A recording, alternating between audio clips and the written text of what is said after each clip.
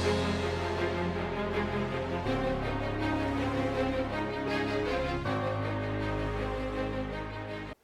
friends, welcome back to episode number 10. In the last class we did in episode number 9 the theory of straight line. तो पिछली class में हम straight line की theory कर रहे थे. प्लेन्स आपका 3 डायमेंशनल कोऑर्डिनेट ज्योमेट्री से डिलीट हो गया है. अब हमने जो पिछली क्लास में 2 फॉर्मूलेस किए थे, पहले उसको हम क्विकली रिकैप करते हैं and then we will continue with the theory forward. एक स्ट्रेट लाइन की हमने एक इक्वेशन लिखी थी जो मैं यहाँ लिख देता हूँ, जो थ्रू आउट चलेगी. R1 plus lambda M. R1 क्या है, M क्या है, R क्या है, ये सब पिछले क्लास में हमारा हो गया है. और इसका कार्टेशियन इक्वेशन क्या था, x minus x1 upon a, y minus y1 upon B and z minus z1 upon C. अब x1, y1, z1 क्या है, ABC क्या है, ये सब हम पिछली क्लास में कर चुके हैं. तो जो बच्चे आज ज्वाइन कर रहे हैं उनको फिर पिछला वाला एपिसोड देखना पड़ेगा ये समझने के लिए कि x1, y1, z1 क्या है और ABC क्या है. अब हमारा नेक्स्ट टॉपिक है. इसके बाद ना 2 NCERT बुक में या किसी भी बुक्स में 2 और फॉर्म्स दिए हैं. 2 point form of the line, vector equation of the line passing through 2 fix points and the Cartesian equation of the line passing through 2 fix points. तो जैसे मैंने पिछली क्लास में बताया था, वो दोनों इक्वेशंस हम यूज नहीं करेंगे, हम इन दोनों इक्वेशन से सारे क्वेश्चंस कर लेंगे. अब नेक्स्ट टॉपिक है कोप्लेनर लाइंस. बड़े ध्यान से सुनिएगा आप. Coplanar lines. Okay, when are 2 lines said to be coplanar. बड़े ध्यान से सुनिए आप. If 2 lines are parallel, they are coplanar. Coplanar means they lie in the same plane. And when 2 lines are intersecting, then also they are coplanar. In 3-dimensional coordinate geometry, can I have 2 lines which are neither parallel nor intersecting?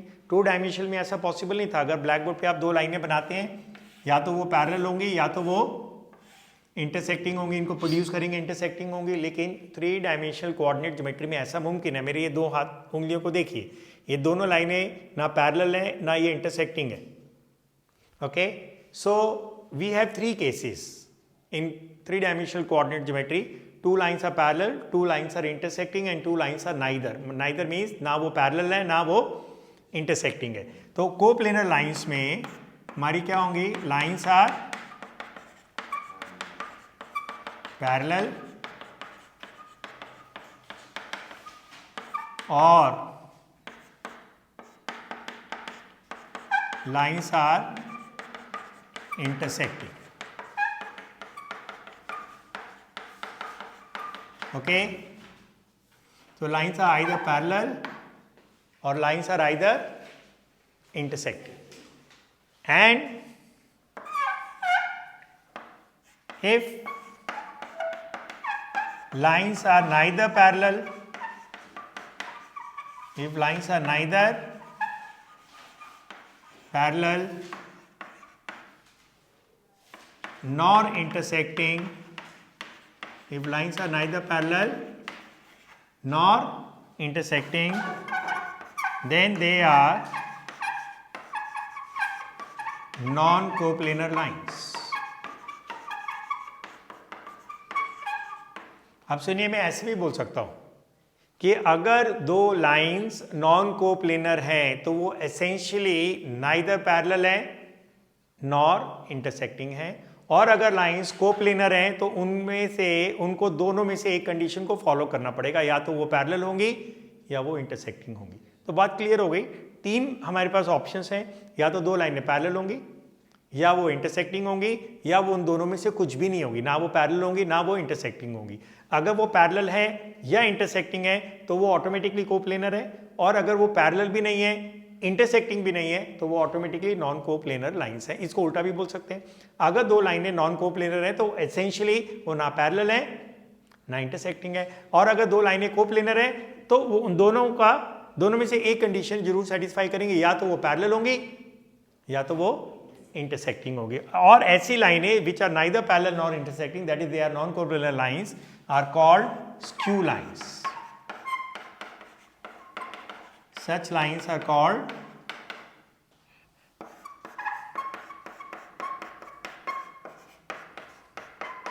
so what are skew lines? Lines which are neither parallel nor intersecting, and such lines will be essentially non-coplanar lines.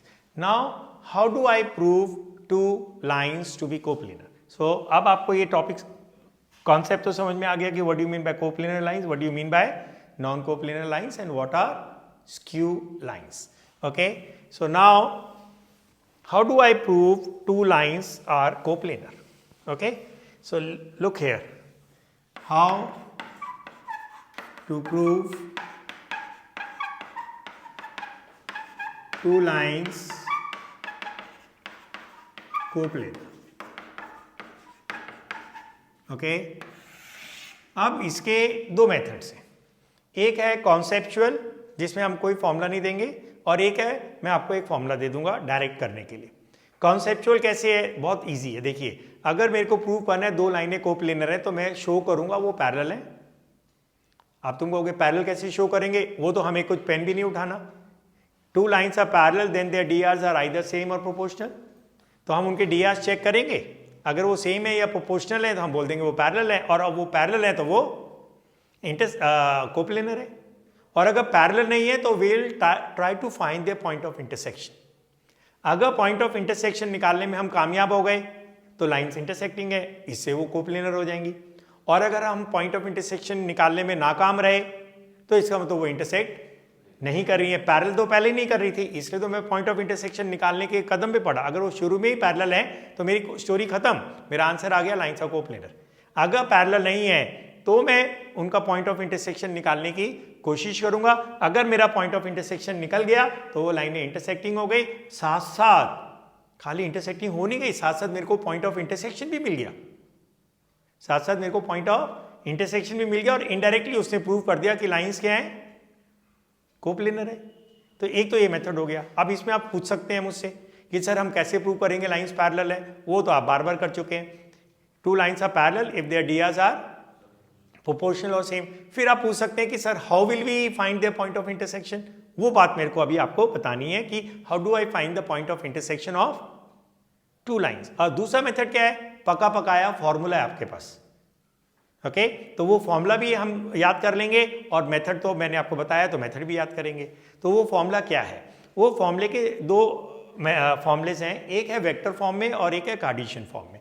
तो मैं दोनों दिखाता हूं, लेकिन हम use करेंगे Cartesian form. हर फॉर्मूले को हम एक ही वाला फॉर्मूला यूज करेंगे, जिसमें कार्टेशियन आसान है कार्टेशियन करेंगे, जिसमें वेक्टर आसान है वेक्टर करेंगे। हर एक कॉन्सेप्ट के हम दो फॉर्मूलेस नहीं याद करेंगे। ऑलराइट, अब देखिए दो लाइनें हैं, पहले मैं आपको वो वाला फॉर्मूला देता हूं जो मैं यूज नहीं करूंगा। एक लाइन को आप कैसे लिखेंगे? R is equal to R1 plus lambda M1। और ये बात फिर से मैं बोल रहा हूँ कि R1 क्या है M1 क्या है, उसके लिए फिर आपको पिछली वाली क्लास को देखना पड़ेगा। और दूसरी लाइन है R is equal to R2 plus mu M2। इसमें ना ये आर्बिट्री कांस्टेंट चेंज कर देंगे और ये भी चेंज हो जाएगा। ठीक हो गया। अब what is the condition of coplanarity? Condition of coplanarity, काफी बड़ा वर्ड हो गया। ये है, देखो ऐसे एक बॉक्स सा बनाते हैं आधा, और यहां लिखते हैं R2 minus R1 M1 M2 is equal to 0। जैसे ये लिखेंगे हम सब डर जाएंगे, बिदक जाएंगे एकदम, घोड़ा जैसे बिदकता है ना। पता है क्यों? ये है क्या यही नहीं पता। ये जो दो मैंने ऐसे ब्रैकेट बनाए ना, इसको ये सिंबल है स्केलर ट्रिपल प्रोडक्ट का। तो जैसे आप ये शब्द सुनोगे तो आप बोलोगे ये तो सर आउट ऑफ सिलेबस है, क्योंकि वेक्टर्स में हमने सिर्फ दो ही वेक्टर्स को मल्टीप्लाई किया था, तीन को नहीं किया था। तीन वेक्टर्स को भी मल्टीप्लाई करने से दो ऑप्शंस होते हैं, या तो मेरा आंसर स्केलर आएगा या मेरा आंसर वेक्टर आएगा। अगर मेरा आंसर स्केलर आएगा तो उसको बोलते हैं scalar triple product. Triple product obvious है, क्योंकि मैं तीन वेक्टर्स मल्टीप्लाई कर रहा हूँ इसलिए मैं ट्रिपल प्रोडक्ट बोलता हूँ। आंसर क्योंकि मेरा स्केलर है तो इसलिए क्या बोलता हूँ? Scalar triple product. और अगर तीन वेक्टर्स को मल्टीप्लाई करके आंसर वेक्टर लाना है तो उसको क्या बोलेंगे? Vector triple product. Scalar triple product का ये शॉर्टकट है। इसका मतलब पता है क्या होता है? ये देखो R2 minus R1 dot M1 cross M2 is equal to 0। So not to be use, so we are not going to use this formula. तो ये आपका फॉर्मूला लिखने की भी जरूरत नहीं है, क्योंकि हमें यूज ही नहीं करना है। तो हम कौन सा फॉर्मूला यूज करेंगे? हम करेंगे कार्टेशियन वाला फॉर्मूला। अब कार्टेशियन में लाइनों की इक्वेशन क्या होती है? कार्टेशियन में लाइनों की इक्वेशन क्या होती है? x minus x1 upon a1, y minus y1 upon b1, z minus z1 upon c1, और दूसरी होती है x minus x2 upon a2,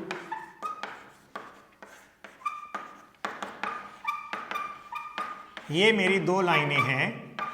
now what is the condition of कोप्लेनैरिटी?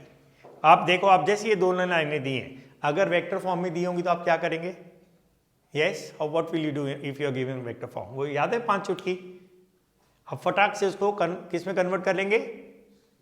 Cartesian form में, क्योंकि वेक्टर से कार्टेशियन फॉर्म बहुत fast convert होती है, वो हम प्रैक्टिस पेपर 1 में कर चुके। तो जब कार्टेशियन फॉर्म में कन्वर्ट हो जाएंगे तो ये वाला फॉर्मूला हम लगाएंगे। या दूसरा मेथड क्या बताया था, अगर आप फॉर्मूला भूल जाते हैं एग्जाम में या आप याद ही नहीं करना चाहते हैं, जैसे मैं बिना फॉर्मूले भी कर लूंगा, अगर ये प्रोपोर्शनल है तो लाइंस पैरेलल है, पैरेलल है तो वो कोप्लेनर है, और अगर ये प्रोपोर्शनल नहीं है तो मैं इनका पॉइंट ऑफ इंटरसेक्शन निकालूंगा। वो अभी तक सस्पेंस है कि हम पॉइंट ऑफ इंटरसेक्शन निकालेंगे कैसे, तो वो इस टॉपिक के बाद में आपको बताता हूं। तो अभी मैं आपको क्या दे रहा हूं? Readymade formula. पता है वो क्या है? हम एक डिटर्मिनेंट बनाएंगे और अगर वो 0 होगा तो लाइंस क्या होंगी? कोप्लेनर होंगी, इंटरसेक्टिंग नहीं, कोप्लेनर होंगी। ठीक है, कैसे? देखो इधर, उसकी पहली रो होगी x2 minus x1, y2 minus y1, z2 minus z1, और सेकेंड रो होगी ds की, और थर्ड रो भी होगी ds की। अगर ये डिटर्मिनेंट 0 है, अगर ये डिटर्मिनेंट 0 है, then the lines are coplanar. So this is called condition of coplanarity. Now I will give you a method how to prove two lines are intersecting. So how to prove two lines are intersecting?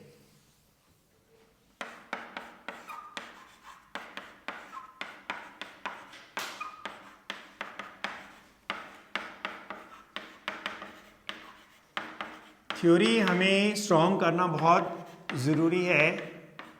बिना theory के अगर हम numericals करते हैं तो वो basically ratification category में आ जाता है। फॉर्मूले से फिर भी खैर हमें रटा मारने पड़ते हैं।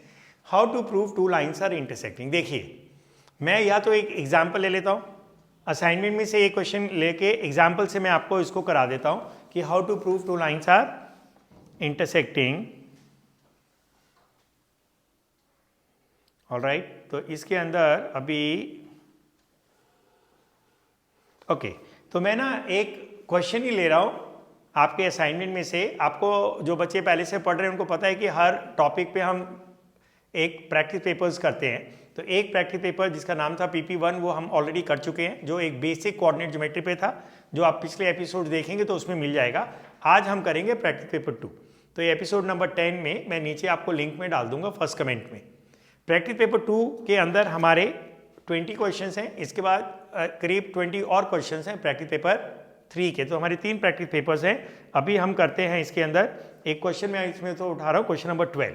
ये देखिए, और उससे आपको ये थ्योरी भी क्लियर हो जाएगी, how to prove two lines are intersecting as well as to find the point of intersection. ये देखिए, ये पहली लाइन दी हुई है आपको, ये क्वेश्चन नंबर 12 है, आप अपने असाइनमेंट में देख सकते हैं। और दूसरी लाइन आपको ये दी है।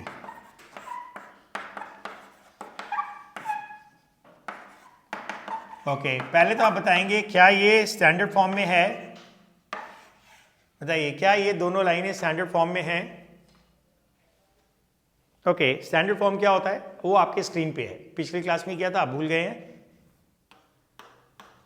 तो न्यूमरेटर में स्ट्रक्चर क्या है? x minus something, y minus something, z minus something, upon upon upon और 3 नंबर्स। तो क्या x माइनस है? अब तुम कहोगे यहाँ माइनस नहीं है, तो माइनस करके ब्रैकेट में -1 लिख सकता हूँ ना। x माइनस करके ब्रैकेट में -1, y माइनस ब्रैकेट में -3, z माइनस ब्रैकेट में -5। तो ये स्टैंडर्ड फॉर्म में है। पता है स्टैंडर्ड फॉर्म में क्या होता है? बड़े ध्यान से सुनिएगा, अभी मैं आपको फंसाऊंगा थोड़ी देर में। x, y, z के जो कोफिशिएंट्स हैं वो 1 होने चाहिए। अगर यहाँ पे 2y है तो ये स्टैंडर्ड फॉर्म नहीं है, आपको ऊपर नीचे न्यूमरेटर एंड डिनोमिनेटर को 2 से डिवाइड करना पड़ेगा। अगर यहाँ 3 माइनस वाई है तो ऊपर नीचे -1 से मल्टीप्लाई करना पड़ेगा। तो ये बहुत ध्यान से देखिए, हर इक्वेशन को पहले स्टैंडर्ड फॉर्म में लिखना है, that is the coefficients of x, y, z should be 1। अब अगर इनका पॉइंट ऑफ इंटरसेक्शन निकालना है, what is the normal statement whenever you have to find the point of intersection of two curves? You solve them simultaneously, you solve them simultaneously. तो इससे एक diagram बनाते हैं। ये भी आपको पता है कि मैं हर क्वेश्चन में आपको बोलता हूँ कि डायग्राम बनाना बहुत ज़रूरी है। नहीं भी बन रहा हो तो बहाना ढूंढिए डायग्राम बनाने का। तो आप इसका ना एक डायग्राम बनाते हैं यहाँ पे, ठीक है। अगर आप पिछली क्लास पढ़ के आए हैं तो आप मेरे क्वेश्चंस का जवाब दे पाएंगे, और अगर आप पढ़ के नहीं आए हैं तो आप मेरे क्वेश्चंस का जवाब नहीं दे पाएंगे। ओके, तो ये आपका मेरे को बताया जा रहे हैं बच्चे कि ये हमारे स्क्रीन के बाहर निकल गया है। तो इस डायग्राम को यहाँ से हम मिटाते हैं और ऐसे लिखते हैं ब्लैक बोर्ड पे कि ये स्क्रीन के अंदर रहे। तो यहाँ बना लेता हूँ मैं डायग्राम, ये देखिए, होपफुली ये स्क्रीन में है। ये बन गई मेरी पहली इक्वेशन और ये बन गई मेरी दूसरी इक्वेशन। ये मेरा है पॉइंट ऑफ इंटरसेक्शन जिसके मेरे को कोऑर्डिनेट्स निकालने। ऑलराइट, सो क्या कोई मेरे को बता पाएगा how I am going to start? Okay, आप भूल गए हैं, लास्ट क्लास में मैंने आपको बताया था, एक तो डायलॉग बोला था never drive your car without steering wheel and brake. So similarly मैंने बोला था never handle your straight line without D R's in the general point. इसके डी आर्स क्या है लाइन के? 3, 5, 7। इसके हैं 1, 3, 5। मैं नहीं लिख रहा हूं क्योंकि वहां दिख ही रहे हैं। अब एक और डायलॉग बोला था जो इससे भी ज्यादा फेमस था, जब भी किसी पॉइंट जो लाइन पे लाई करता है उसके कोऑर्डिनेट्स निकालने, you start by assuming that point as a general point. याद करिए, फिर से मैं बोलूं, अगर लाइन पे कितने पॉइंट्स होते हैं? इनफिनाइट। किसी भी पॉइंट का अगर आपको कोऑर्डिनेट निकालना है तो पहला स्टेप क्या होता है? You will have to assume that point as a general point. अब किसका लेना है जनरल पॉइंट? किसी भी एक लाइन का ले लेते हैं। तो जनरल पॉइंट लेने के लिए क्या करते हैं हम? उसको लैम्डा डाल देते हैं। और जनरल पॉइंट होता क्या है? यहां पे लिख दूं मैं, what is general point? x, y, z और vector r। And what is vector r? xi plus yj plus zk। आप बताइए इसका जनरल पॉइंट क्या होगा लाइन का? भाई यहां से बताओ ना, व्हाट विल बी x? नहीं बताना चाहते आप?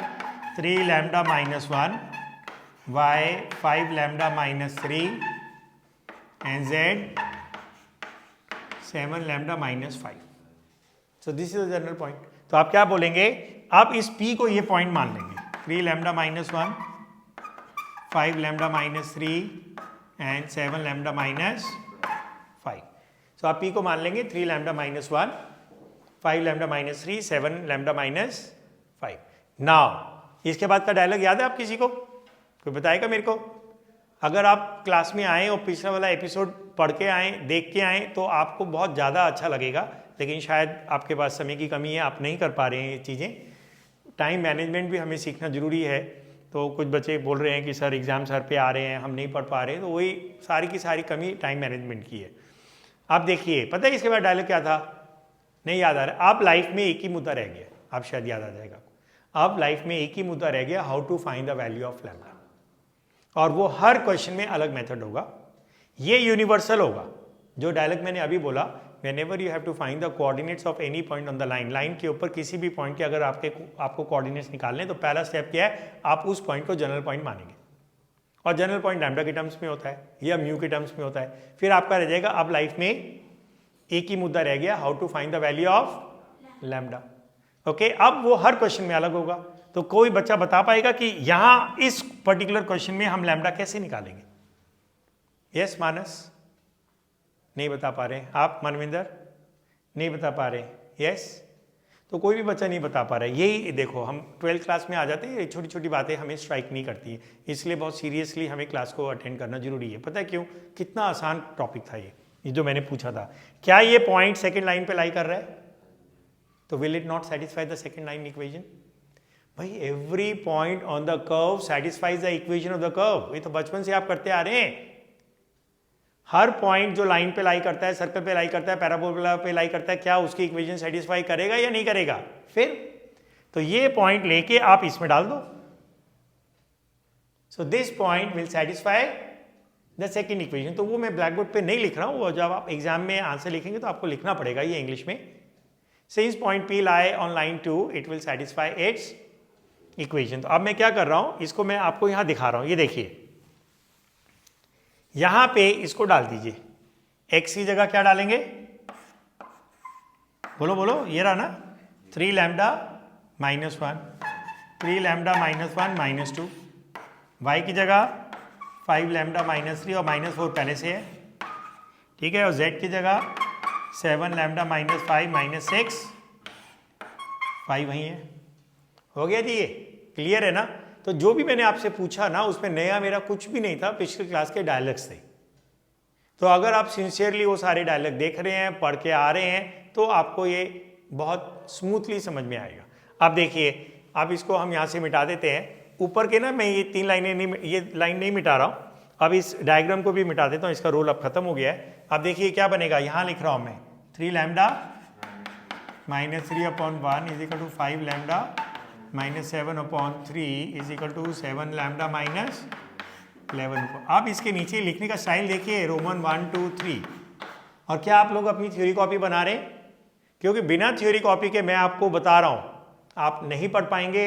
एग्जाम के टाइम में आप बहुत ज़्यादा नर्वस हो जाएंगे। तो मेरे को नहीं लगता कि सब बच्चे थ्योरी कॉपी बना रहे हैं। जिन्होंने अपनी हैंड राइटिंग में शुरू से थ्योरी कॉपी बनाई है, उनको कोई प्रॉब्लम नहीं आने वाली है।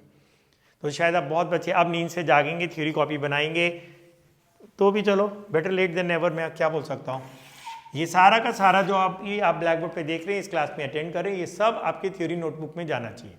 क्योंकि आज आपको याद है, अभी आपने देख लिया, पिछली क्लास का आपको कुछ भी याद नहीं है। क्यों नहीं याद है? वो तो ह्यूमन फितरत है, हम भूल ही जाएंगे ना। तो अगर आपने नोट्स बनाए होंगे और क्लास से पहले आप पढ़ के आएंगे तो आपको सारा याद हो जाएगा। आप पढ़ के कैसे आएंगे? नोट्स बनेंगे तो अभी तो पढ़ के आएंगे, नोट्स तो हमने बनाए ही नहीं। हो गया बस खराब सारी कहानी। अब ये हो गया 1 और 2। आप क्या करेंगे, कोई भी 2 फ्रैक्शन ले लो।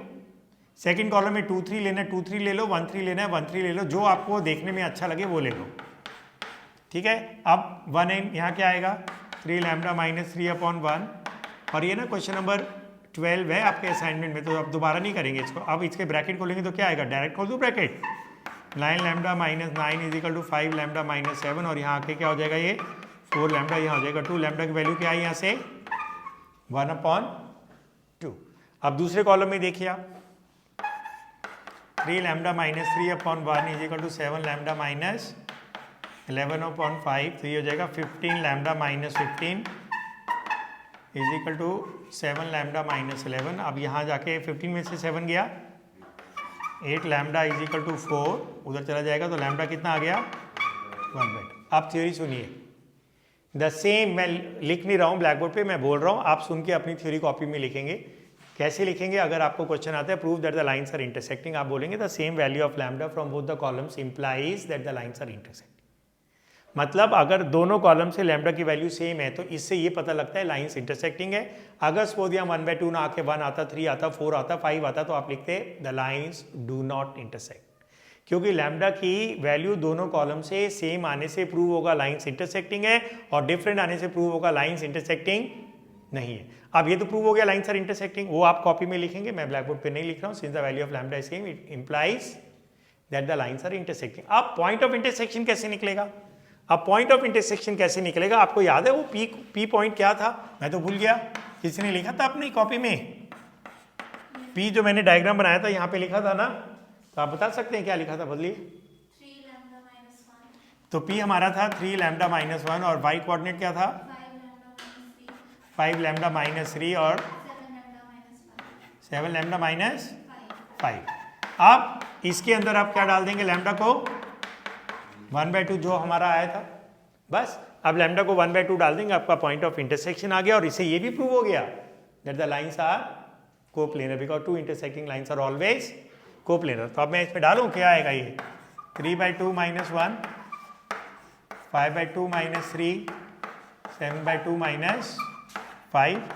तो ये कितना हो जाएगा, 3 यहाँ पे एलसीएम लेंगे 1/2 हो जाएगा, यहाँ पे -1/2 हो जाएगा, और यहाँ पे 3/2 हो जाएगा, एलसीएम तो आप ले ही लेंगे. So this is how you prove two lines are intersecting as well as you find the point of intersection. चलिए इसको आप फटाफट लिख लीजिए, फिर अभी हम नेक्स्ट टॉपिक करेंगे इसके बाद. Okay, so what is the next topic? How to prove two lines intersecting हो गया, कोप्लेनरिटी ऑफ लाइन्स हो गया. ओके, अब इंटरसेक्टिंग निकालने के लिए और भी दो मेथड्स हैं, लेकिन ये सबसे बेहतरीन मेथड है, तो इसके लिए हम बाकी दो मेथड्स नहीं करते हैं. ये सबसे छोटा मेथड यही है. अब नेक्स्ट टॉपिक है perpendicular distance between to parallel lines. Perpendicular distance between to parallel lines. तो टॉपिक मैं ब्लैक बोर्ड पे लिख देता हूँ थ्योरी का.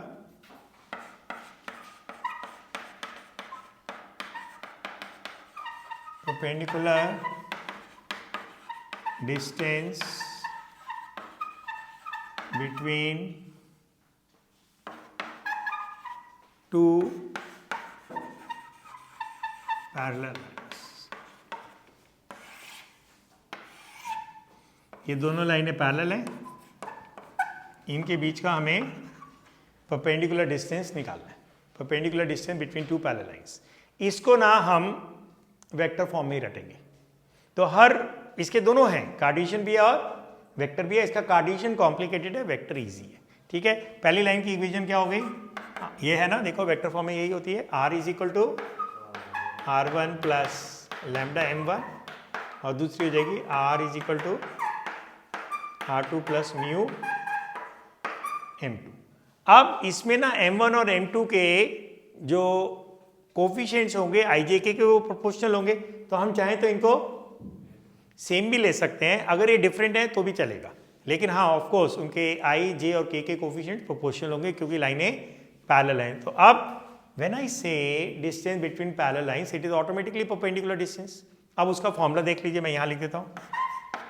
ठीक है, नीचे तो आएगा आपका मैग्नीट्यूड ऑफ वेक्टर है, और ऊपर आएगा magnitude of cross product of R2 minus R1 cross है. अब मैं बताता हूं, अगर m ये अलग अलग है तो आप कोई भी एक m ले लीजिए. अगर ये m1 है और ये m2 है, तो आपको यहाँ m1 लेना है m1 ले लो, m2 लेना है m2 ले लो, लेकिन दोनों लेना सेम. पता लगे ऊपर m1 ले रहे हो, नीचे m2. नीचे एक सिंबल याद है, this is magnitude of the vector, और ये cross product of two vectors है, और बाद में उसका मैग्नीट्यूड लेना है. तो फिर से वही कहानी आ गई जो मैंने लास्ट क्लास में भी बोला था, बिना वेक्टर्स के अगर आप कोऑर्डिनेट ज्योमेट्री पढ़ रहे हैं तो कोई फायदा ही नहीं है. तो पहले आप वेक्टर्स पढ़िए, फिर कोऑर्डिनेट ज्योमेट्री पढ़िए. तो बिना वेक्टर्स के कोऑर्डिनेट ज्योमेट्री नहीं आई.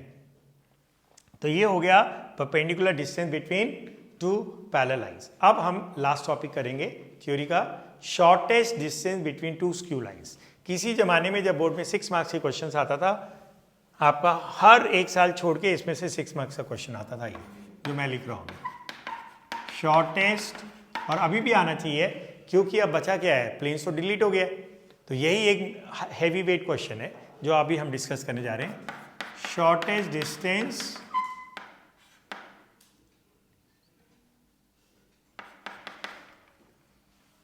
बिटवीन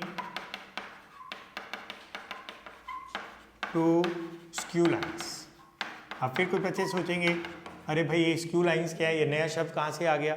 अभी बोला था two lines are either parallel or intersecting, they are essentially coplanar, but they can be two lines which are neither parallel nor intersecting, they are essentially non coplanar, और उनका दूसरा नाम क्या है? Skew lines. अब पता है ये लाइनें ना पैरेलल हैं ना इंटरसेक्टिंग है, तो ये तो नॉन कोप्लेनर लाइन्स है. अब ब्लैक बोर्ड पे कैसे बनाऊं? ब्लैक बोर्ड तो मेरा कोप्लेनर सरफेस है, तो थोड़ा हम अपनी इमेजिनेशन पे छोड़ देंगे. तो मैंने ये लाइनें बनाई हैं. अब तुम कहोगे सर ये तो इंटरसेक्टिंग है, यहाँ से प्रोड्यूस करेंगे. अब मान के चलिए कि ये इंटरसेक्टिंग नहीं है, दे आर नाइदर पैरेलल, वो तो दिख रहा है आंख से पैरेलल नहीं है, और ये भी मान के चलिए कि इंटरसेक्टिंग नहीं है.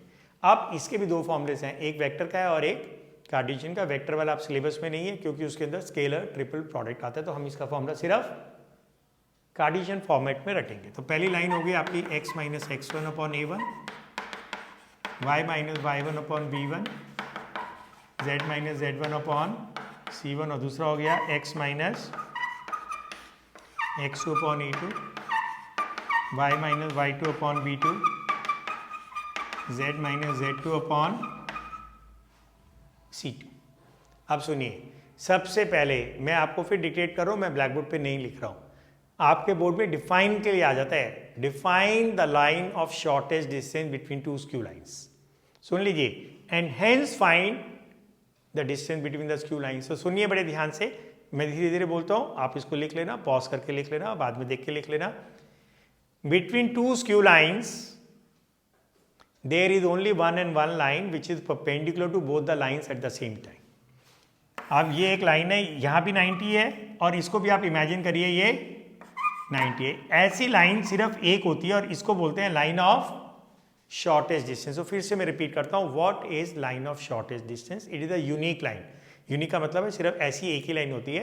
It is a unique line which is perpendicular to both the skew lines at the same time. So what is the line of shortest distance? Board में आएगा, define the line of shortest distance. So it is a unique line which is perpendicular to both the lines at the same time. The intercept made on this line, ये हो गया ना intercept, the intercept made on this line by the pair of skew lines is called the shortest distance between the skew lines। क्योंकि shortest distance आपको पहले से ही पता है ना, shortest distance हमेशा perpendicular distance होता है। So what is the line of shortest distance? एक बार फिर से बोल देता हूँ, it is the unique line which is perpendicular to both the skew lines at the same time and the intercept made on this line, which line? The line of shortest distance is called the shortest distance between the skew lines. अब इसका formula क्या है? इसका formula ना हम अब लिखते हैं यहाँ पे, उसके लिए ना फिर मैं ये मिटा देता हूँ या यहाँ कोशिश करता हूँ। ए बी के फॉर्मूले में एक न्यूमरेटर होगा, न्यूमरेटर को मैं शॉर्टकट में लिख रहा हूँ NUMR, और एक डिनोमिनेटर होगा। ओके, दोनों में ऊपर और नीचे डिटर्मिनेंट्स होंगे। ऑलराइट, क्योंकि वेक्टर फॉर्म में इसका फॉर्मूला है ना, वो मैं एक साथ लिख सकता हूँ। वो ऐसे होता है, scalar triple product of R2 minus R1 M1 M2। अब तुम कहोगे स्केलर ट्रिपल प्रोडक्ट तो हमें पता ही नहीं है, मैं भी मानता हूँ कि आपको पता नहीं है। तो ये फॉर्मूला था किसमें? वेक्टर फॉर्म में। मैं अब आपको इसका कार्टेशियन फॉर्मेट दे रहा हूँ। तो देखिए, अब मैं इसको ये मिटा देता हूँ क्योंकि अब मेरे पास यह जगह नहीं है। अब देखिए, तो ये भी हो गया न्यूमरेटर अपॉन डिनोमिनेटर। डिनोमिनेटर तो आप निकाल लेंगे। अब तुम कहोगे सर ये कैसे निकालूं मैं? ये कैसे करेंगे आप? M1 क्रॉस M2 आपको पता है ना कैसे निकालते हैं, डिटर्मिनेंट बना के और फिर उसका मैग्नीट्यूड निकालना है। तो मैं अभी बाद में बात करता हूँ। पहले न्यूमरेटर क्या होगा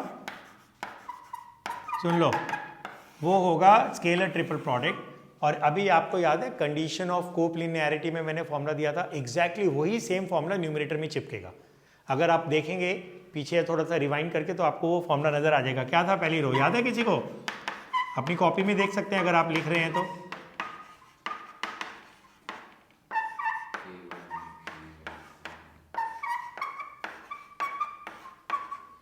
so this was the formula. ये गया आपका न्यूमरेटर में। अब डिनोमिनेटर में क्या जाएगा? डिनोमिनेटर में पहले आप क्या करेंगे?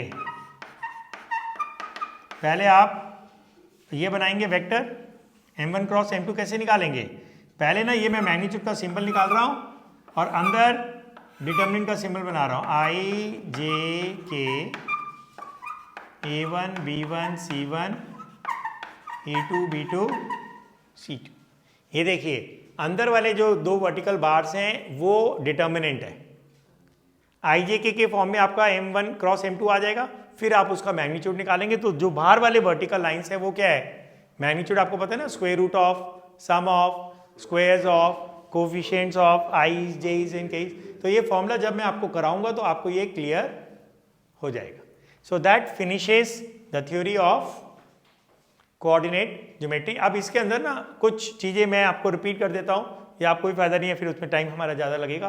तो क्वेश्चंस करते करते मैं आपको याद कराऊंगा कि वो स्टेटमेंट्स क्या थी। जैसे मैंने आपको बताया था, never handle your straight line without DRs and general point. Whenever you have to assume a point on a line, you start by assuming it as a general point. फिर उसके बाद हमेशा आप एक डायलॉग बोलेंगे, अब life में एक ही मुद्दा रह गया है, how to find the value of lambda and so on. तो इस एपिसोड को हम यहीं खत्म करते हैं और एपिसोड नंबर 11 में हम शुरू करेंगे असाइनमेंट नंबर 2, जिसको हम बोलते हैं प्रैक्टिस पेपर 2।